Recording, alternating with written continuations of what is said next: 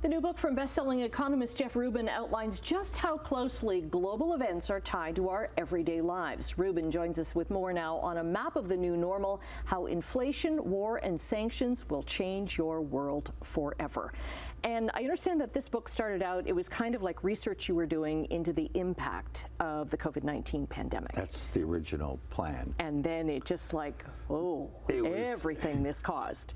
Right. It was originally, is there light at the end of the tunnel, and talking about sort of the post-COVID economy, the economic legacy of COVID.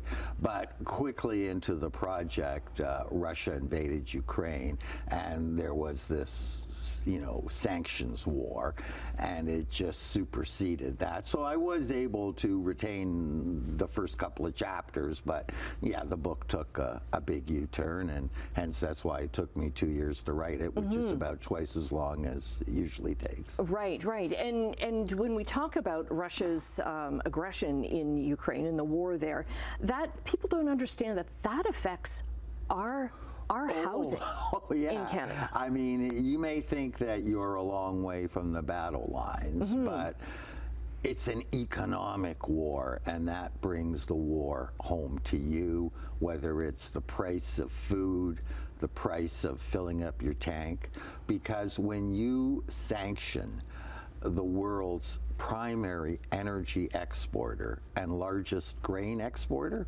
there are consequences for the prices of alternative supply.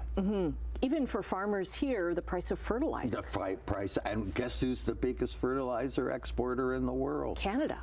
Russia. Oh, Russia is? Russia. Oh, okay. And Russia's the biggest grain exporter. We are the second largest. Okay, so you think it would be good for us in a way? Well, let me tell you that I think, and this is true for Russia as well as for Canada, Russia's probably greatest leverage is not from its energy exports, from its food exports. Okay. But let me give you an example. There are 2 million people who drive a car in Cairo, but all 20 million eat. And they're dependent on Russian grain.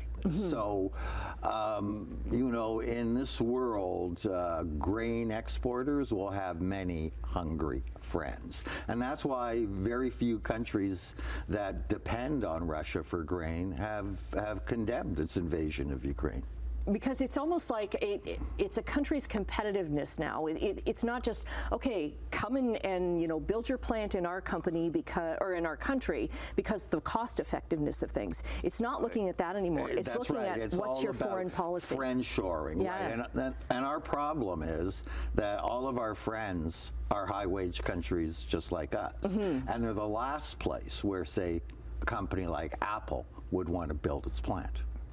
So everything that we will now make that used to be made in China is going to cost a whole lot more. Now, the good side of that is that middle-class factory jobs that we thought were gone forever, well, they're coming back. And with that, the middle class, and that's probably something that most people would view as positive. But inflation is going to be the trade-off. High inflation is now part of the new normal, and today's interest rates, or even higher interest rates, are also part of the new normal. And it's odd, you outline in the book how there used to be rules of how a central bank would raise or lower their interest rates. Right. But now it's like that rule book has been tossed out the window. I mean, what the Central Bank of Canada has to ask themselves is 2% inflation any more sustainable? Because this is a different world. So before making policy choices that would cost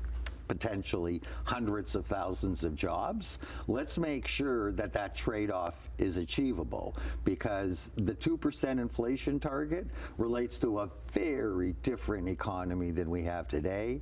Maybe it's time the Bank of Canada, and indeed the Federal Reserve Board and other central banks, recalibrate their inflation targets. Okay. There's a lot to take in here, though, but a lot to really look forward to your own economic future, right? This is really about, not just about geopolitical tectonic movements. It's about you and what it means for you. Okay, great. And thanks for joining us. A map of the new normal is out now, and we'll get all of Jeff's links up on our website, chch.com.